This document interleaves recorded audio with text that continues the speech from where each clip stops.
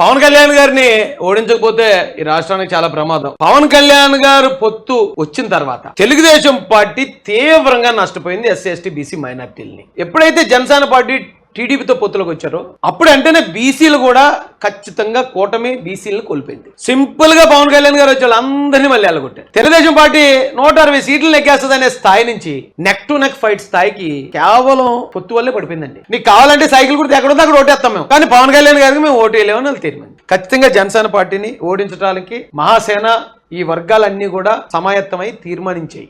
పవన్ కళ్యాణ్కి ఓటే వేయొద్దు. అయ్యో 5 ఏళ్ళు కనపడిన వ్యక్తికి మనం ఓటేస్తామా? ఒక్కసారి మీరు ఆలోచించుకోవాలని కోరుకుంటూ ఇప్పుడు మనకి మేనిఫెస్టో ఇచ్చారు.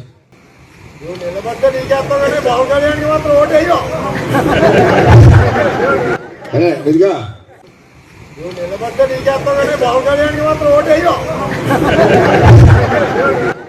ఇదిగా